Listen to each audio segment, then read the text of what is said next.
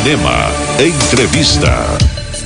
São 7h59. Nós estamos recebendo em nossos estúdios as irmãs Ellen Vanessa Almeida e Érica Vanessa Almeida e também o advogado Luiz Barbosa. O assunto é a denúncia de agressão e até mesmo assédio que aconteceu aqui na cidade de Sorocaba. Foi surpresa para muita gente, ganhou destaque em nível regional, até mesmo nacional, né? O que aconteceu aqui envolvendo essas garotas e o seu professor de jiu-jitsu, o professor Herman Gutierrez, aqui na cidade de Sorocaba. Algo que chamou a atenção devido à notoriedade, né? Da pessoa envolvida, o professor Herman Gutierrez, que é uma referência em termos de jiu-jitsu na região, foi instrutor da Polícia Federal, instrutor de muita gente importante aqui na cidade. Ninguém imaginava que fosse vir uma notícia dessa envergadura envolvendo aí o professor e também duas de suas alunas.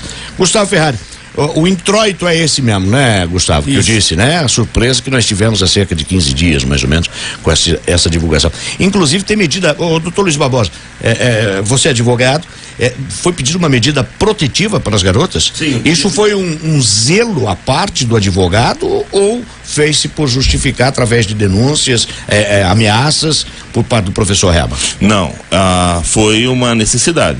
Por conta da situação, por conta dos níveis de agressões e por conta ainda dessa continuidade que ele ainda, mesmo depois dela sair, ele ainda ficava atrás, buscava informações, foi necessário a gente pedir essa medida protetiva.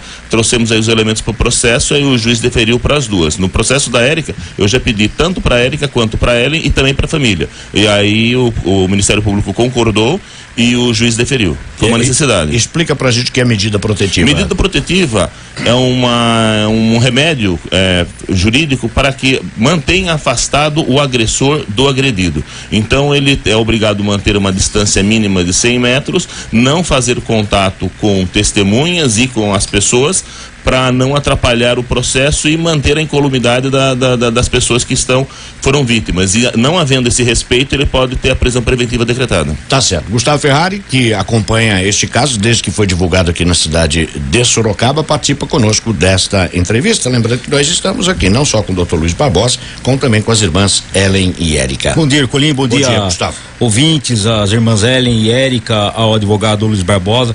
Bom, esse caso ganhou uma conotação totalmente ampla depois que foi divulgado pelo Fantástico. Aliás, foi divulgado em primeira mão pelo Fantástico aqui, uma produção da TV Tem aqui de Sorocaba. O meu questionamento às irmãs, primeiramente, é o seguinte: vocês chegaram até lutar no UFC, se não me engano, a Érica foi lutadora sorocabana no UFC. Érica, me diga uma coisa, até que ponto você suportou essas agressões para não prejudicar a sua carreira no jiu-jitsu, na luta? Bom dia a todos os ouvintes. Bom dia. Eu suportava até assim por medo, né? Então ele fazia uma lavagem cerebral na gente, né? Então eu tinha medo de ele me agredir, de ele acabar me matando ou acabar prejudicando alguém da minha família, que ele também ameaçava. Então não era só a minha carreira. É lógico que eu também ficava assim, nossa, o que eu vou fazer depois disso, né? Porque eu fiquei 10 anos treinando isso, adoro lutar, tanto que hoje eu vivo dando aulas de jiu-jitsu em Curitiba. Então eu tinha uma preocupação com a minha carreira, mas também, em primeiro lugar, era uma preocupação comigo e com a minha família. Vamos começar do começo, Gustavo. O que aconteceu? Vocês entraram para a academia do Herman Gutierrez, aqui em Sorocaba, as duas entraram. Você, pelo jeito, Érica, entrou antes. Sim. Você começou a treinar com ele. Sim. Logicamente que existiu aí uma proximidade muito grande de vocês. Você teve caso com o Herman? Sim, a princípio, o que aconteceu, eu era bem mais nova, né? Eu conheci ele... Você está com quantos anos, Érica? Eu tô com 30 atualmente. Não parece, hein? Que bom. Legal. Obrigada. O Ercolim tá meio receoso porque ele fez aquela brincadeira fora do ar e agora ele tá preocupado, entendeu? Eu não sabia que a mulher é forte, rapaz. Tá de brincadeira, meu. Tem aqui. Deixa eu tratar bem ela aqui, senão... Então, agora o assunto é sério. Você entrou com quantos anos pra academia? Eu conheci ele com 17 para 18 anos. Começou a treinar, leva jeito pra coisa e tal. Você é sorocabana, Érica, não? Sim. Sim, nasci E quer daqui. dizer, ele era uma referência, você começou a treinar por ele ser uma referência no esporte aqui, né? Eu comecei a trabalhar numa das academias que ele dava aula, né? Há 12 anos, mais ou menos. E aí eu comecei como recepcionista. Aí eu me interessei pela luta, porque até então eu tinha feito vários esportes antes, entre eles o basquete, o atletismo, e nunca tinha feito nenhuma luta. Então, foi a primeira vez que eu tive contato com luta, foi com ele, com a equipe dele. Aí quando ele abriu a academia dele na Rua da Penha, aí ele me chamou para trabalhar com ele. Aí foi quando eu tive ainda mais contato com ele. Daí, assim, eu idealizava, ele era uma referência para mim, ele era um ídolo, um professor, né? Me ensinava muita coisa. Então, no começo teve assim uma relação assim com carinho, mas a partir de um momento começou a virar uma opressão, e daí foi tanto tempo assim, tanto envolvimento e blindando Mas a gente. isso que você fala que virou uma opressão, foi a partir do momento que você passou a se destacar na luta ou não? Foi quase que desde Você passou a ser uma pessoa que ele treinava pessoalmente, é isso? Sim, E aí, me acompanhava em todos os treinamentos, em todas as entrevistas. Nesse âmbito, os assédios começaram a ser maiores? Sim. Até então você não era assediada por ele? Antes de você passar a ser treinada e passar a ser uma referência dentro da academia? Não, foi só depois que eu comecei a treinar com ele. Mas olha, o que muitos podem achar estranho, mas é o seguinte, se você tem um atleta, isso não é só no jiu-jitsu, principalmente nesses esportes individuais, em que o atleta se destaca e é escolhido para ser levado para uma competição, não é só o atleta que está em evidência, é o professor, é a academia. Academia, o nome, envolve negócio, é business, né? Também. E ele tem um tratamento diferenciado. O acompanhamento, ele existe. Só que nesse acompanhamento, o que aconteceu? Teve uma aproximação maior do que se esperava, né, Érica? E depois, na hora que você quis cair fora, pelo menos é isso que eu estou entendendo. Daí houve até agressão. Sim, você quis cair fora. Chegou uma hora que falou, peraí, eu vou alçar voo sozinho. Mas era consensual, havia um consenso seu de ter uma proximidade com ele ou não? Sim, houve a princípio. Aí assim, quando você tá numa situação assim, um relacionamento abusivo, é bem complicado. E é muito fácil o pessoal falar, nossa, mas por que ela aguentou isso? Por que ela não saiu antes? Por que não sei o quê? É muito fácil você julgar a realidade do outro, né? Não vivendo aquela realidade. Então, uma lição que eu tirei dessa situação é ter muita empatia pelas pessoas, né? Pra entender a situação delas. Então, era uma lavagem cerebral que tinha feito na gente, né? Hoje eu faço terapia, tudo pra eu tentar ter uma vida melhor. E assim, é muito medo, né? Você fica tipo refém. Você vive dentro de uma prisão, dentro da sua própria cabeça, dentro da sua própria casa, dentro do seu ambiente, porque ele afastava a gente de tudo, de todos. Você chegou a morar com ele, não? Não. E ele permaneceu casado durante esse tempo? Sim. Ele batia em você, Érica? Batia em mim, na minha irmã, na esposa dele, na Karina. Onde que você, Ellen, entra nessa história toda? Você também começou a treinar com a Herman? Ou foi porque você tinha proximidade, lógico, com a sua irmã, por referência? Porque não, mas porque a Ellen também teve caso com o Herman, né? Isso. O Herman assediou a Ellen também, Herculino. Você treinava também com ele? Treinava. Comecei quase um ano depois que minha irmã começou. Eu tinha 15 anos na época. E ele veio pra cima de mim quando eu tinha 15 anos ainda, dentro do carro. Entendeu? Aí, obviamente, eu gostava de treinar, sempre quis aprender a lutar. Só que nem ela falou, começou a virar uma opressão. Depois que as agressões começaram, que foi 1 ano e meio depois que eu comecei a treinar, a gente foi desencantando, né? E não conseguia sair por medo mesmo. Porque começava assim, regular nossas roupas, não deixava sair de cabelo solto, ou maquiagem, ou o Luiz mesmo pode falar, porque ele conheceu a gente essa época, e a gente não podia olhar para as pessoas para cumprimentar elas. Era extremamente possessivo com vocês duas. Sim. Com as duas ao mesmo tempo. Mas vocês sabiam, por exemplo, no caso, você, Érica, sabia que a sua irmã Ellen também estava na mesma situação ou não? Nem todo o quadro a gente sabia. Por exemplo, eu sabia que ele reprimia ela também. Mas que ele dava em cima dela, por exemplo, você sabia? Eu sabia que ele batia nela, e daí, posteriormente, as denúncias eu fiquei sabendo que ele tinha um caso com ela também. Assim, eu desconfiava. E como Isso é uma pergunta que todo mundo faz. Aliás, Todo mundo quer saber. Que se vocês namoravam o Herman ao mesmo tempo. Essa é uma pergunta recorrente. Exatamente. Aqui. Então, o que acontecia? Foi uma situação de obsessão mesmo, de opressão. Era um triângulo amoroso ou não? Não. Mas você, no caso, como você é a primeira a ter esse contato com o Herman, você sabia que a sua irmã também tinha uma proximidade com ele? Então, eu sabia que essa pergunta ia vir, porque é uma curiosidade de todo mundo mesmo, mas assim, acontece que era uma situação tão complicada, tão delicada, a gente tinha tanto medo, porque a gente não podia contrariar ele em momento algum, tá? Então, eu cheguei, você percebe, né, alguns sinais, eu desconfiava, né? Aí, uma vez, quando eu cheguei a perguntar pra ele se ele tinha alguma coisa com a minha irmã, aí ele brigou comigo e me xingou e me bateu, e daí acabou me fazendo sentir culpada por perguntar ou por desconfiar dele. Então ele fazia isso o tempo todo. Você estudou psicologia, você sabe disso, a vítima, né, se sente culpada, Sim. né, pelo ato do agressor. Eu acredito complicado. que ele tenha feito a mesma coisa com a minha irmã também. Érica, e como que era a relação sua com a sua família? Por exemplo, você chegou a contar para sua mãe, para seus pais, alguém da família soube disso, até porque assim, vocês moravam juntas, né? Uhum. Como que era isso na sua casa? Isso a gente não dividia, não compartilhava em casa, né? Mas a Ellie não contava, mano, ele tá dando em cima de mim, ele me ameaçou, ele me bateu, nada?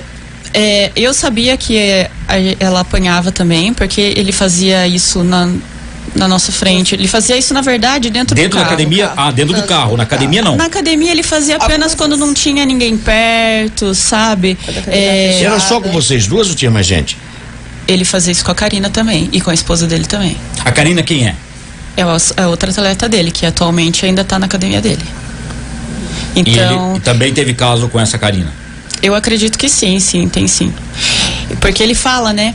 Ele fala, ele bateu já nela, tipo, uma vez na casa dele, ele chutou a cara dela, ela desmaiou, ela convulsionou, a gente enfiou ela dentro do carro e foi pro hospital.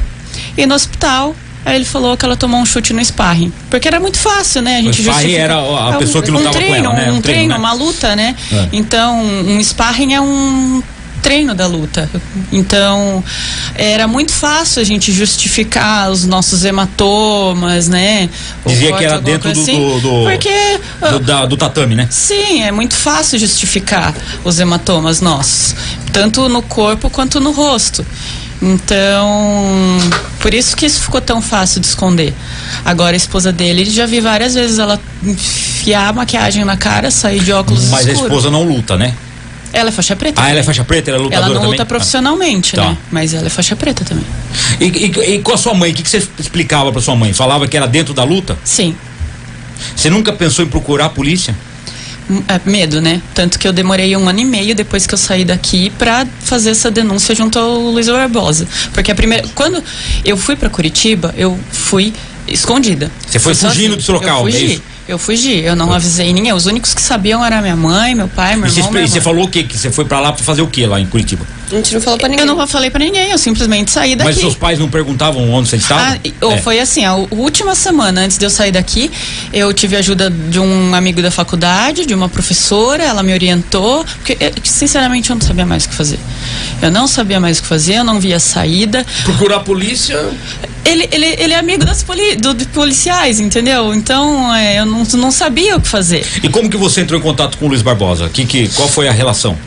Daí aconteceu assim, eu saí fugida daqui, eu fiz um boletim de ocorrência em Curitiba, que acabou desenrolando em nada, e o Herman, quando descobriu que eu tava lá, ele tentou me prejudicar lá, moralmente, né? Ligava pras pessoas pra falar mal de mim. Das academias, é isso? Sim, ele, inclusive, coisa que eu descobri há pouco tempo, ele usava contas no banco no meu nome e no nome da minha irmã para usar nosso cartão de crédito.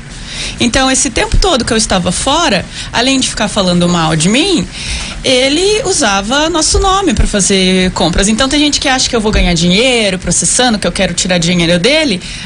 É mentira, porque na verdade ele estava usando meu cartão de crédito, o meu e o da minha irmã. Então, esse é mais um processo que a gente está entrando contra ele. Ele sabe? abriu conta no nome de vocês para ele, sem autorização para ele. Sim, e com a ajuda de funcionária do banco que tem parentesco com ele. Tá? Então é uma coisa muito séria.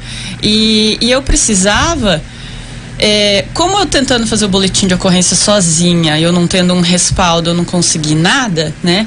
Então eu fui atrás do Hugo, que também é faixa preta de jiu-jitsu, né? Que treinava com vocês? É sobrinho do Luiz, também é advogado, para procurar justamente o Luiz Barbosa, porque eu ia precisar muito de uma ajuda jurídica e de uma pessoa que tivesse coragem para bater de frente com esse processo, porque ele conhece muita gente influente na cidade, o Herman, entendeu? Então, ele é político, né? Se candidatou aí algumas vezes. Ele foi candidato a vereador nas últimas eleições. Sim, então ele é muito influente, muito manipulador, na frente de todo mundo, ele é super simpático, ele se vende. Uma coisa que ele é bom é no marketing dele, né? Ele, pra falar, ele tem um gogó enorme. Agora, eu precisava de alguém com coragem, aí por isso que eu vim atrás do Hugo pra procurar o tio dele, que é o Luiz. E após essas denúncias, ele teria buscado um contato com vocês? Não. Depois que o caso foi vinculado no Fantástico. Na verdade, ele postou um vídeo direcionado a mim também. Mas fazendo ameaças ou não? Não. Uma cena assim, pedindo desculpas por tudo, se colocando de vítima da situação, sabe? Mas foi depois que a denúncia foi feita pelo Fantástico. Ô, Érica, nas agressões que você sofreu dele, quais foram as principais? O que ele chegou a te machucar, assim, fisicamente, a ponto de você pensar em fazer essa denúncia agora, oficialmente? Eu sempre tinha muito medo de gravar alguma agressão, assim, porque assim, essas agressões elas aconteciam dentro do carro, que era totalmente que era tapa, era soco, o que cotoveladas, mordidas, chutes, puxar de cabelo. Violência sexual, você chegou a sofrer dele, não?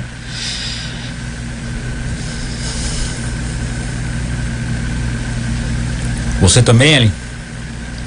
Posso falar? Pode falar, claro. Érica, pode falar. Aqui o pessoal é amigo e é um momento para você colocar a situação. Porque até o instante que nós temos dessa parte, né, de algo mais forte, mais íntimo, sexual, foi que era consentido, né? Não teve nenhuma. É porque a gente sabe, Ercolim, que quando você sofre abusos e violência, geralmente acaba rolando um sexo não consensual, né? Em algumas situações. A Ellen, posso até colocar, ela até pode colocar uma situação dela, que ela até colocou pra gente, que é bem interessante. É o fato de que você não podia mais falar, não. Foi uma vez que ele queria... Um pouco mais pra trás, por favor, Érica. Que ele queria... Aí, legal. Sair comigo, óbvio que eu já tava desencantando dele, não tava mais afim. E foi dentro do carro, ele começou a me bater. Me espancar dentro do carro. Questionou, falou, como assim você não quer? A única coisa que você pode fazer por mim? Olha o que eu faço por você, eu faço isso pra você, eu pago isso pra você, não sei o que lá. Quer dizer, ele achava que ele era o seu dono, né? Sim. Aí a única coisa, o que eu devia a ele, eu devia tudo a ele, devia meu corpo e alma pra ele. Entendeu? Eu devia a nossa vida pra ele, era isso que ele falava pra gente. E como que era voltar pra casa depois de uma situação dessa, Ellen? Você morava com a sua família, enfim, como que você entrava na sua casa depois que isso acontecia? Eu entrava muito mal, tanto até que foi quando eu comecei a escrever no meu diário. Eu não falava com ninguém, a gente não falava com ninguém sobre isso. Eu não tinha ninguém pra conversar. Então eu nunca achei que meu diário fosse um dia prova contra alguma coisa. Pra mim aquilo era só pra desabafar. Eu colocava a data e tudo que acontecia, entendeu? Então vamos supor, e sempre eram uns fatos muito fortes. Porque... O que, por exemplo, você pode falar algum? Um exemplo foi um dia que ele foi pra cima da minha irmã, bater nela, eu entrei no meio, ele começou a me bater. Ele já encostou o carro pra virar atrás e me espancar no carro. Sempre quando ele ia pra cima dela na minha frente, eu entrava no meio de alguma forma. A Ellen sempre entrava pra tentar me E ele batia nas duas? Daí ele começava a me bater em mim.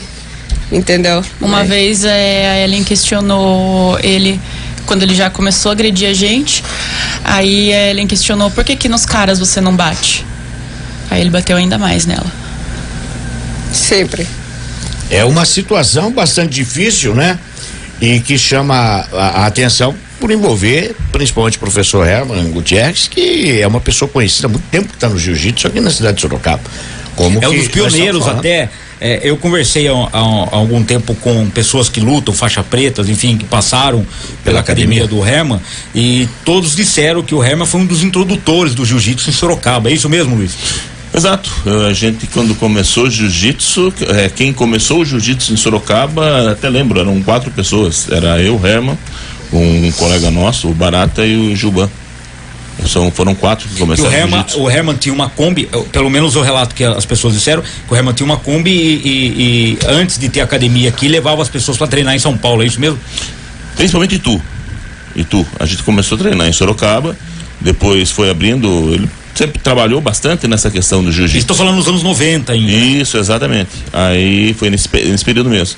Aí começou a treinar em Itu, fazia um treinos em Itu, quando começou o jiu-jitsu, quando começou a pegar as primeiras faixas. Então foi, o jiu-jitsu teve um bom início com o Herman, isso é indiscutível. E nessa época, por exemplo, Luiz, você já percebia algo de diferente no Herman, não? Essa obsessão dele pela luta, obviamente que nessa época não havia mulheres treinando junto, né? Porque o esporte sempre foi uma coisa meio machista, agora que houve uma abertura para mulheres lutar esse tipo de esporte, fazer o UFC, enfim. Você sempre percebeu essa possessão nele ou não? Olha, eu conheci o Herman, como eu falei, já há um bom tempo. Naquele tempo ele era, acho que namorava ainda, não era casado. O que eu percebia, o que eu colocava, até discutia, falava assim, olha, é uma situação, até comentava com a minha esposa que eu já era casado, né? Falava, olha, ele tinha uma possessão, não uma possessão, um tratamento diferente com mulher. Não era uma situação assim tão respeitosa em relação à mulher, né? A mulher tem que ser dessa forma, a mulher tem que ser assim, mulher não pode cumprimentar. E eu até falava, né? Até brinco com a minha esposa em cima disso, que minha esposa é muito dada. Eu falei, olha, e a gente treinou na academia. Eu falei, quando você for lá na academia, né, cuidado que o pessoal pensa que você vai ser uma pessoa diferente. Então, mas ele tinha essa visão de mulher. Isso é um fato. Depois a gente continuou, ele continuou na academia, eu continuei outros treinos, que eu faço outras lutas, mas sempre mantendo contato. E uma coisa assim interessante, né, que eu coloco, né, essa situação delas, como até ela falou, o Luiz Barbosa pode entender isso aí, né, que eu sabia da situação, tá? Essa situação específica delas, você sabia? E como você soube, Luiz? Todo mundo sabia na academia. E ninguém fazia nada? No caso, não. Até hoje ninguém faz nada. Não. Tem gente que não fala. Nem os outros faixas pretas. Hoje tem gente que assumiu as aulas dele. Inclusive, uma situação, quando o meu sócio, meu sobrinho Hugo, trouxe a situação pra gente, até coloquei isso pra Érica. Ele falou, a Érica teve problema, ela vai contar a situação. Eu falei, mas que situação? Isso era uma coisa pública dentro da academia. Ninguém falava assim, tipo, ninguém sabia. Porque ele falava. E teve dessas pessoas que tinham conhecimento do caso, que se dispuseram a ser testemunhas? Sim. Você tem testemunho dentro da academia? Sim. E essas testemunhas já foram ouvidas? Já, estão sendo ouvidas. Foram ouvidas e foram reprimidas pelo público lá, falando que elas não tinham que se meter. Mas então, é o público bem específico também, dele. Dentro da academia. 90% hoje das pessoas que estavam com ele saiu, que muitas pessoas aproveitaram até a situação para sair. Porque uma coisa até aconteceu com uma das testemunhas, quando ela foi uma das pessoas que inclusive ajudou a Érica, indicou onde ficar em Curitiba, ele difamou essa pessoa, atrapalhou a vida pessoal dela. Ele tinha esse problema ele faz isso com todo mundo. Ele chegou a ir até Curitiba ou não? Não. Quando ele descobriu que você estava lá? Não Você chegou. também não, Eli? Você está em Curitiba também, Eli? Não, tô aqui em Sorocaba. Você está aqui em Sorocaba, só você que foi para lá. Eu nunca né? mais vi ele desde que eu Você saí. continua lá em Curitiba, Érica? Sim. Continua? Você dá aula lá em Curitiba? Sim, eu trabalho e estudo lá. Que Há legal. quanto tempo você saiu daqui? 1 ano e meio. Já faz 1 ano e meio. Então. E agora me diga uma coisa, o caso foi instaurado um inquérito, né, aqui em Sorocaba, na DDM, Delegacia de Defesa da Mulher. Está na fase de instrução o inquérito, Luiz? Que pé que tá? O processo são 2, certo? São 2 inquéritos. O primeiro inquérito, até quando a Érica veio conversar com a gente, ela queria saber a situação que estava, né? Eu falei, olha, como é um inquérito antigo e ela tinha feito isso em Curitiba e Curitiba tinha declinado para Sorocaba porque os fatos ocorreram aqui. Aí eu falei, eu vou dar uma olhada no inquérito, até pensei que podia estar arquivado por conta do tempo, mas não estava. Aí nós demos andamento, trouxemos aí os elementos necessários, as provas, vídeos, áudios, colocamos aí então que foi dada a medida protetiva, porque até então ele era muito incipiente. Nesse interim também fizemos aí um inquérito para a Ellen.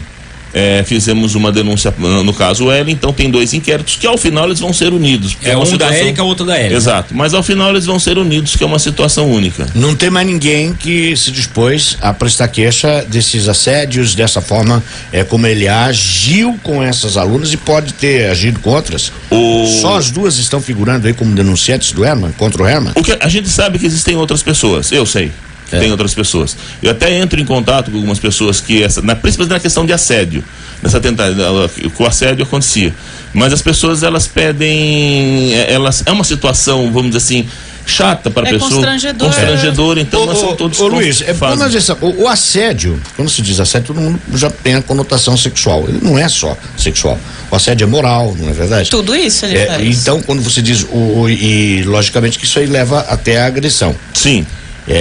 Mas essas outras pessoas, e tudo meninas, como você falou, são todas moças, né? Não tem nenhum homem. Na questão de assédio moral, daí tem homens também. E ninguém continua nessa situação, não quer se libertar. Não, teve um, inclusive, que fugiu também de Sorocaba. Vou só foi completar. Por causa dele, O que você fala é um ambiente muito machista. Sim. E as pessoas têm medo de denunciar? Os homens também têm medo de denunciar ou não? Sim, todo mundo tem medo de denunciar, porque ele é muito influente. O que acontece? Ele acaba prejudicando a pessoa na cidade. E, inclusive, por exemplo, se a pessoa sai da academia, se afasta dele, aí ele obriga todo mundo a que está na academia, na equipe, a se afastar e hostilizar aquela pessoa também. Então, ele tenta excluir ela socialmente, prejudicar no trabalho, sabe? É bem mais amplo que isso. Então, por isso que as pessoas não querem falar nada, não querem se envolver. Eu tenho testemunhas que, foram orientadas, testemunhas oculares de agressões de cárcere privado que aconteceram no Rio de Janeiro, e foram orientadas a falar, não se meter, a não falar nada. Entendeu? Seria uma testemunha muito importante para mim. Mas tem gente que não fala. Eu digo uma coisa, Ellen, você tem mais algum... a Érica praticamente falou tudo o que aconteceu com ela, eu acredito que tenha acontecido com você também. Algum outro fato diferente disso que nós colocamos aqui, Gustavo? Só para a Érica também. Para Ellen. E eu vou aproveitar também, Herculin, assim, eu sei que é uma coisa pessoal, mas dentro do contexto. Houve amor de vocês por ele, por exemplo? Você se relacionou com ele, você chegou a ficar apaixonada por ele, ele te envolveu de uma tal forma, ele te prometeu, por exemplo, largar da esposa para ficar com você? Como eu disse, a princípio sim, né? No começo você idealizava uma pessoa assim, né, galera? Era meu professor, era minha inspiração, uma pessoa, digamos, bem sucedida. Quer dizer, ele era uma referência para você, Teve, né? Mas aí depois é que demora a gente perceber. Quem tá dentro dessa situação não enxerga, né? Os traços abusivos, assim. Mas assim, começou daí com... Ele prometia coisas a você? Ele te dava presentes? Ele, por exemplo, vamos mudar esse aspecto. Ele fazia carinhos em você? Ele te... ele te tratava bem? Tinha momentos que ele tratava bem? Tinha, me levava pra sair e tal, né? Mas tinha a história que ele chegou a me dar apartamento, que ele chegou a me dar carro, que não sei o que. Isso é mentira. Eu nunca ganhei apartamento nenhum. Todos os carros que eu tive, eu financiei, tava pagando meus carros. Então, bens materiais, assim, eu não obtive nada. Tá? Tem gente que acha isso, circulam uns boatos assim, mas isso não existiu, tá? E daí, como eu disse, tem horas que a gente não enxergava como ele protegendo a gente, entendeu? Então, o pessoal comentava assim na academia que nós éramos as protegidas dele. Isso rolava ciúmes dentro da academia também ou não? Com outras mulheres, no caso? Eu acho que sim, na questão de ele dar mais atenção pra gente, né? Do que para as outras alunas ou outras atletas ou outros atletas. Também, né? Não isso sim, isso rolava. Não só com as meninas, né? Com os homens também, né? Com as meninas ele faz tudo, ele vai no campeonato, ele acompanha, e com a gente não, né? No caso do diário, Ellen, a sua irmã soube que você escrevia esse diário e que você relatava nele tudo que acontecia com você com relação à Herma dentro da academia ou não? Só depois que a gente saiu. Quando a gente decidiu sair, que ela decidiu ir pra Curitiba, eu falei pra ela que eu tinha um diário. Mas antes disso ninguém sabia, tanto que eu até escondia ele em casa. E no diário você relatava tudo que você vivia com ele, né? As agressões e tal. Ô Luiz, do âmbito legal, até que ponto esse diário serve como prova? O diário, ele é bem consistente, né? Ele é bem consistente. Se pode colocar, vamos dizer assim, se fosse pensando na defesa, mas isso aí pode ter sido uma coisa escrita após. Só como ele é muito grande, ele é muito extenso, tem muitas informações que batem cronologicamente com as situações que ocorreram, aí fica aquela história, uma pessoa normal não escreveria isso em tão pouco espaço de tempo. Ele demonstra realmente ser uma coisa extensa e impossível de se fazer em pouco espaço de tempo. É uma prova contundente. Tá certo. E agora, dando curso à investigação, qual é a etapa, em que etapa nós estamos nesse momento da investigação? Hoje, o que eu sei é que no inquérito da Érica estão sendo pedidos aí mais provas, foi dado aí cotas aí ao que eu me lembre, para fazer aí a análise do material que nós colocamos no inquérito. No caso da Ellen, estão ouvindo mais testemunhas, nós estamos aí conversando com as testemunhas, não só testemunhas que viram a situação, que presenciaram, que sabiam da situação, mas também testemunhas que passaram por isso, essa situação de assédio, essa situação até de opressão dentro da academia, até para se criar aí, mostrar que esse problema é um problema assim de comportamento geral. Não foi só uma coisa que aconteceu com uma e com outra. Isso é um padrão de comportamento, isso é muito importante de provar dentro do processo. Tá certo. Você tá namorando lá em Curitiba? Sim. Tá. Contou tudo noiva. pro namorado? Oi? Contou tudo pra Sim, pra antes de tudo, ele daí era meu amigo, ele já sabia de toda a história, né? Então, ele me apoia em tudo que eu tô fazendo. Ele é de Sorocaba ou é de lá de Curitiba? Ele é de Curitiba. Ah, de Curitiba mesmo? Sim. Então você já tinha uma certa relação com Curitiba antes de ir pra lá? A única que eu tinha era com uma amiga minha, com a Adriana Delvinha, que era minha sparring. Aí eu contei pra ela tudo o que estava acontecendo, ela falou pra eu ir pra lá. Eu não conhecia a família dela pessoalmente até então, eles super me receberam lá, me protegeram também, me apoiaram, fiquei meses morando lá na casa deles até eu me estabilizar e alugar meu apartamento lá. Que legal. Mas Você luta profissionalmente ainda, não? apenas jiu-jitsu. Não quero lutar MMA UFC, mais. esses torneios não mais. Não treino mais MMA. Tá. Apenas jiu-jitsu. E a Ellen? Eu Chegou continuo. a lutar o UFC, não? Não cheguei, só jiu-jitsu. Eu fiz acho que uma luta só de MMA e que foi a última luta que eu fiz ainda, pouco antes da gente sair. Você tá namorando também ou não? Não, Não. solteiro. Isso é curioso, hein? Não, sabe por quê? Isso daí é um exemplo de superação, Paulo. Tá certo. Não, é bem difícil. Não, na Não é verdade isso? é bem É difícil. É difícil. Foi bem difícil eu começar assim a me relacionar com as pessoas. Então não é uma coisa fácil até hoje, entendeu? O problema maior muitas vezes hoje. não é nem a pessoa aceitar o que você passou, é você encarar uma coisa que é absolutamente Sim, normal, e confiar nas pessoas né? também. Foi muito difícil.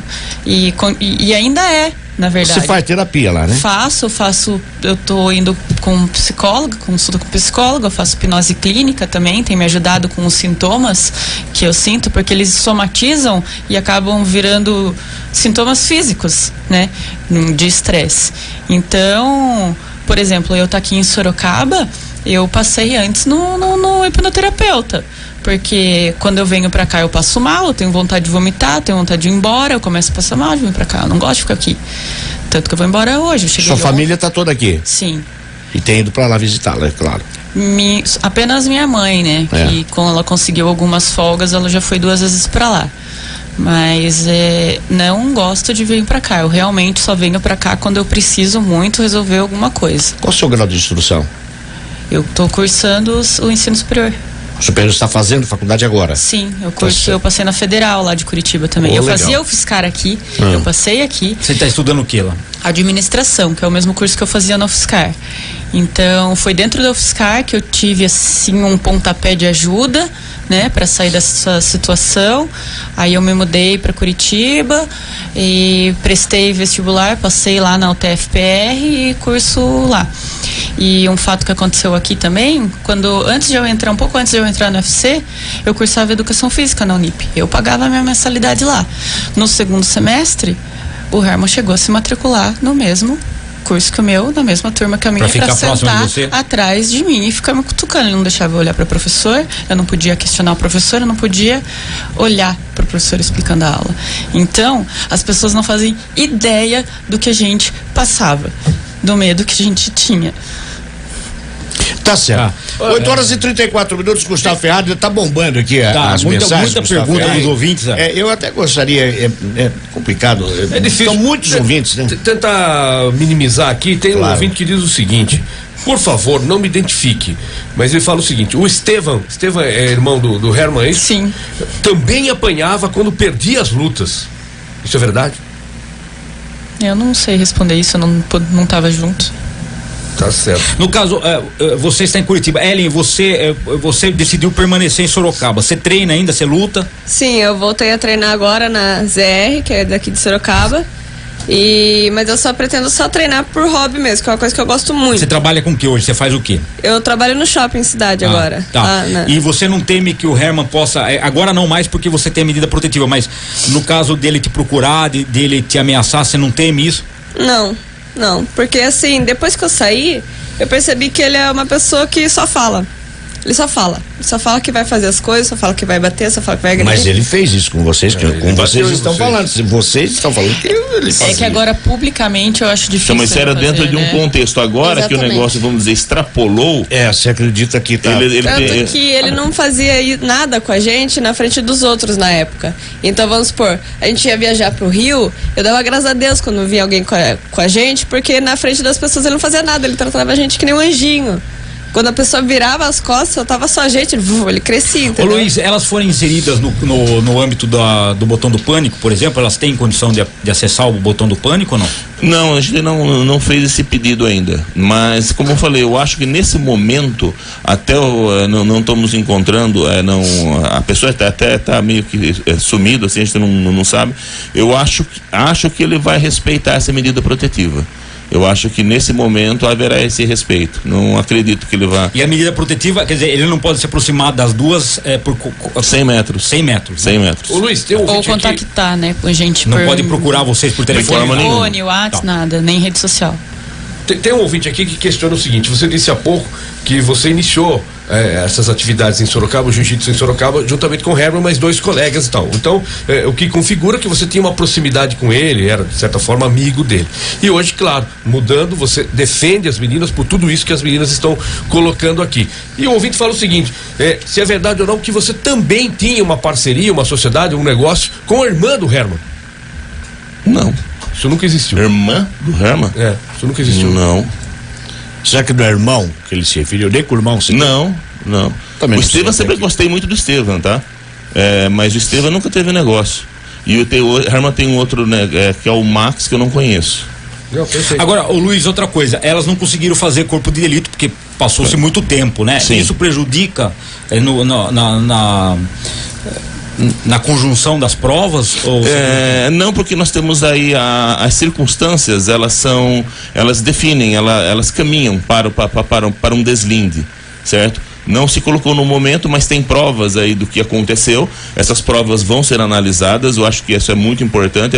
Eu sempre defendo essa questão aí do direito à defesa. Eu sou um defensor. Eu acho que tem que ser feito tudo para que a pessoa tenha o direito de se defender. Mas as provas, elas têm aí, são fortes. As testemunhas, elas caminham aí mostrando, não há, como posso dizer, não existem problemas assim quando elas falam.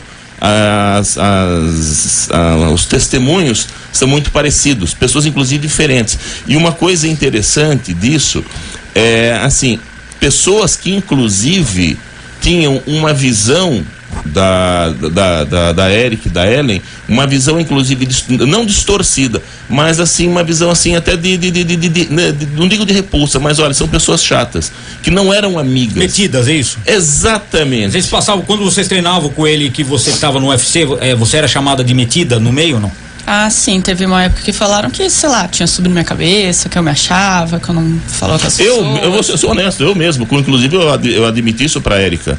Falei, quando eu olhava assim, nossa, que pessoa assim, pedante, não cumprimentava ninguém, mala, né? mala. né? Não olhava para mim. Quando eu fiquei sabendo da história, que quando foi trazida para mim, até o Hugo me falou, escute a história dela. Aí quando eu escutei a história, eu falei, nossa, peraí, não era nada disso que eu pensava.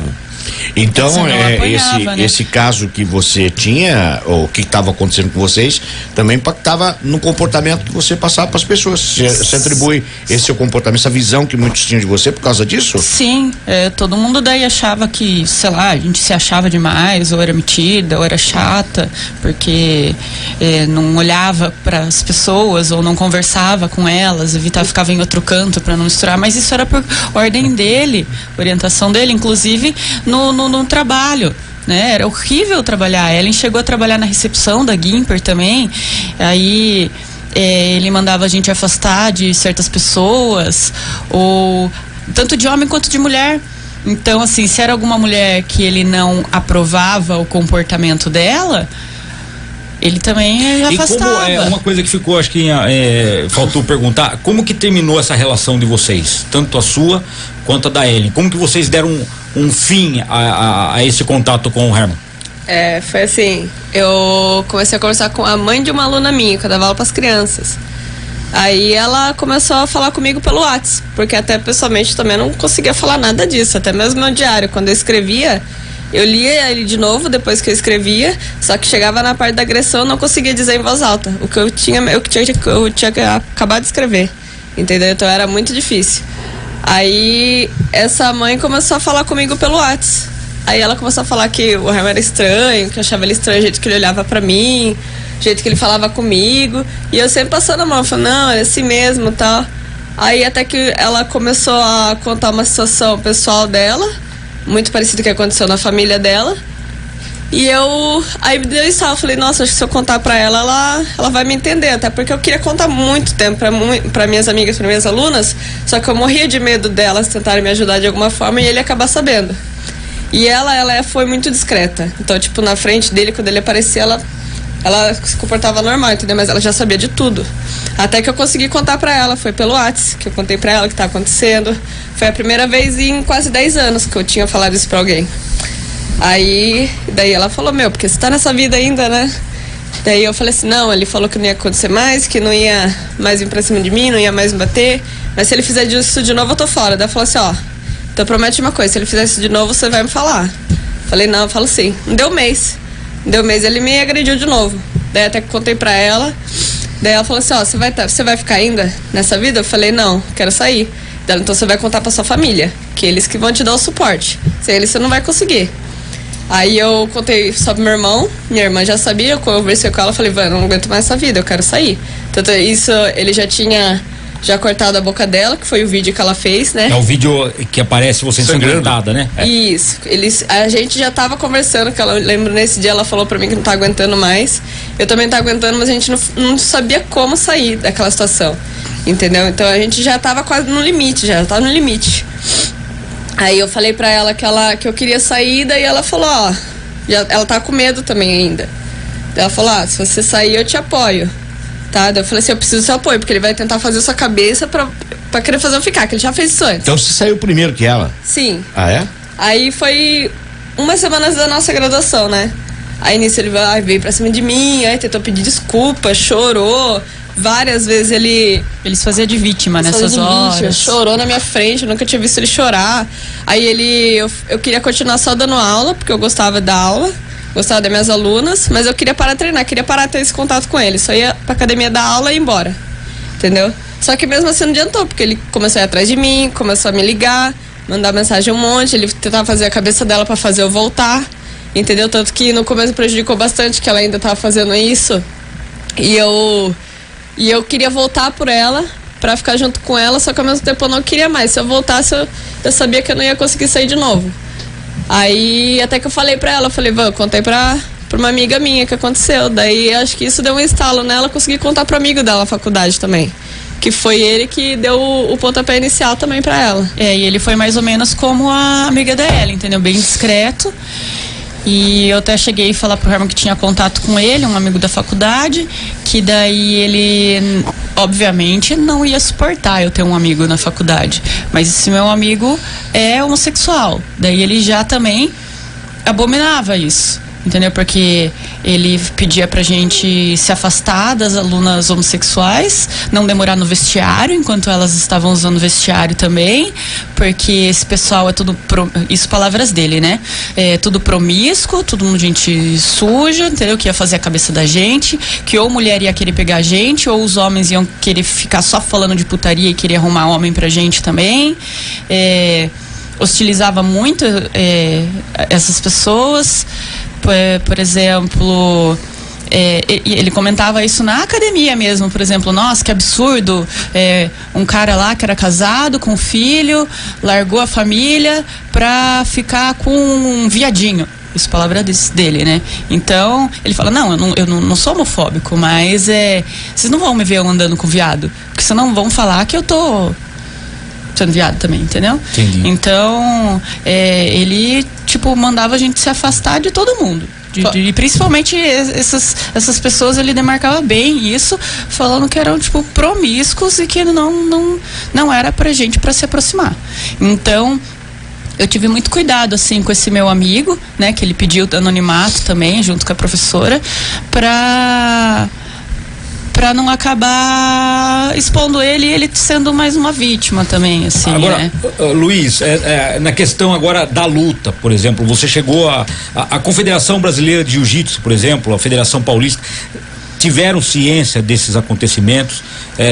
O Herman ainda, ele está apto a ficar sendo tutor de alunos, por exemplo? O que você poderia dizer a respeito disso?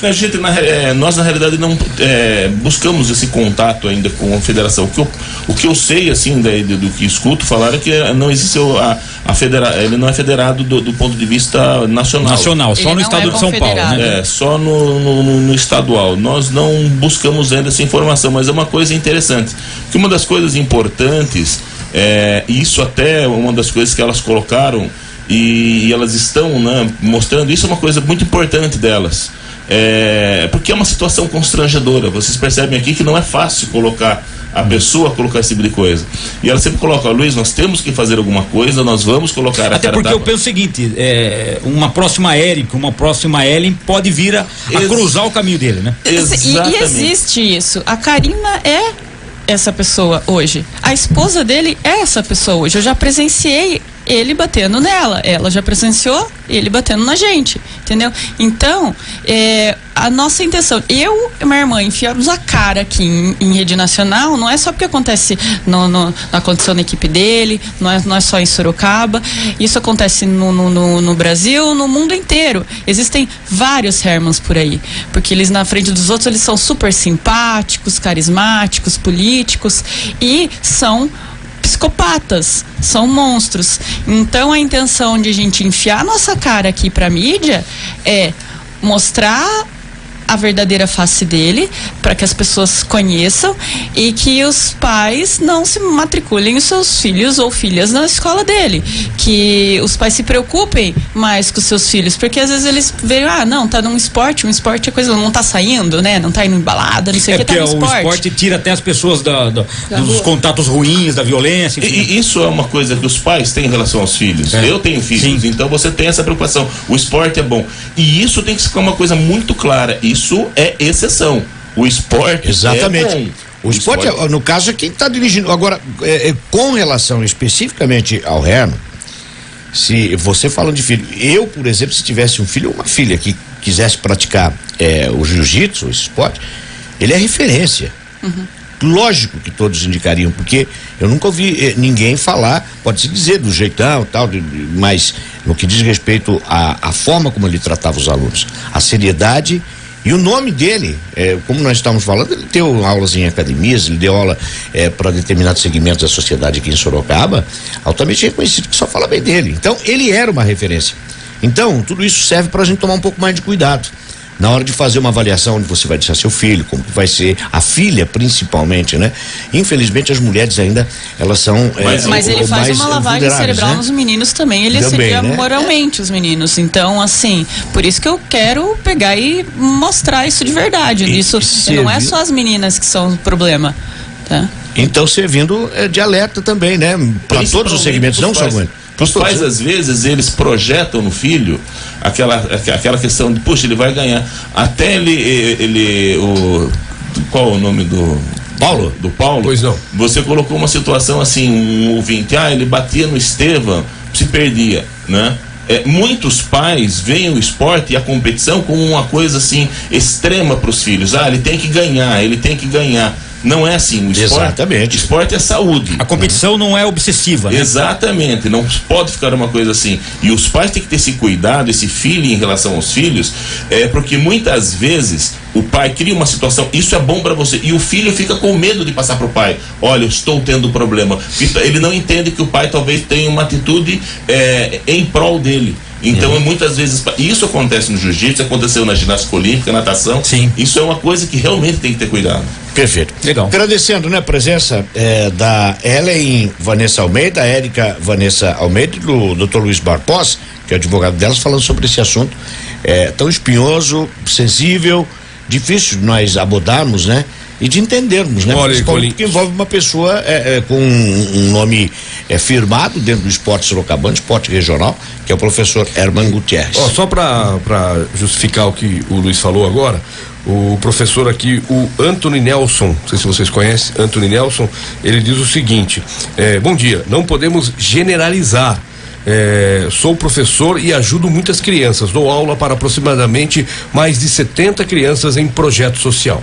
De forma alguma estamos generalizando. Isso é uma exceção. Sim, aliás, você falou isso, Uma né? exceção tóxica. E eu pensei muito antes de fazer essa denúncia, que eu falei, nossa, vai sensacionalizar, falar que é o jiu-jitsu, falar que não sei o quê, porque eu vivo do jiu-jitsu, eu também sou professora, eu dou aula para mulheres, dou aula para homens também, então eu ficava... Agora, Erika, só uma dúvida, o jiu-jitsu é um esporte de muito contato no solo, né? Homem treina com mulher? Ou são mulheres com mulheres, homens com homens? Eu tenho turmas só femininas e tenho turmas mistas. Sim, mas assim... Mas não tem caso de assédio, não, assim, é comum ter assédio no jiu-jitsu ou não? Não é comum. Na verdade, isso não é coisa do jiu-jitsu, isso é coisa que tá na sociedade machista, entendeu? Então, não é culpa do jiu-jitsu. Eu demorei muito a fazer essa denúncia. Muito bem colocado. Porque realmente iam ficar sensacionalizando em cima do jiu-jitsu, em cima da luta. E daí eu ficava, poxa vida, eu trabalho com isso também, eu gosto tanto do esporte, tanto que eu continuei, né? Eu amo esse esporte. E daí foi muito conflitante para mim no começo fazer essa denúncia por medo desse sensacionalismo, né? Mas isso não é problema de jiu-jitsu, isso acontece em empresas, isso acontece dentro de próprias famílias, dentro do círculo familiar. Então, não é problema dentro do jiu-jitsu a gente não tinha notícias desse nível, né? Dentro do jiu-jitsu esse tipo de procedimento é o primeiro. E principalmente pelo formato. O que diferenciou o caso delas, e isso até me espantou, é a forma com que se desenrolou, os tipos de agressão e a magnitude das agressões. Tá certo. Agradecendo imensamente, eu só gostaria eu também pode ter passado, de forma alguma nós estamos generalizando. Não, pelo contrário. Apenas eu acredito que você tem que ter uma referência quando você vai fazer um curso, por exemplo, vai comprar um produto, você tem que ter uma referência que você vai comprar. E quando você evidentemente está tratando com seus filhos, com pessoas como você próprio, seus familiares, você vai buscar uma referência. E agora nós temos esse ingrediente a mais, né? Tomar um pouco mais de cuidado sempre, não é generalizar. É algo que nós temos, evidentemente, que tomar no nosso dia a dia, e assim como não só na área onde vai colocar o filho, como no próprio tratar com as pessoas, né? No nosso dia a dia, isso serve para todos nós, né? Ficarmos alertas, sempre alerta e mais alerta do que nunca, com esse mundo maluco que nós estamos vivendo aí. Pois não, Paulinho? Olha, vocês conhecem o Alex Delgado? Não me é estranho esse nome. Então, ele diz o seguinte: olha, estou escrevendo da Espanha, ouvindo e acompanhando o Jornal da Ipanema. Conheço o Alex. Aí ele fala assim: acabei de ligar, atendeu a secretária de vocês e tal. Enfim, eu sou a pessoa que mais contato teve com o Herman até hoje. E entendo e confirmo tudo que Érica e a Ellen estão comentando aí. Conheço o Alex. Sim, inclusive, agora eu lembrei. Sou natural de Sorocaba e tive que sair daí porque não tinha mais maneira de continuar com a situação que estava. Já faz 11 anos que moro aqui na Espanha. Eu tive mais ou menos um ano aí coincidindo com a Érica, ou seja, eu sabia que ela estava na equipe e ela sabia que eu também, mas não tivemos muito contato. Ele chegou a dar um soco na minha boca uma vez, simplesmente porque discordei de uma opinião dele. Eu conheço esse cara, conheço o Alex, a gente treinou junto. Grande abraço, muito obrigado, viu, Alex? Da Espanha, audiência. Alex Delgado. Da Ipanema, chegando da Espanha através da internet. Só lembrando que o espaço está aberto, franqueado ao Herman. Aliás, você tentou contato também com o Herman, não é? Com o Herman, falei com a minha equipe do IPA Online, conversou com a assessoria dele, com os advogados dele. A informação que nós obtivemos é que os advogados não querem que ele se posicione nesse momento, tá?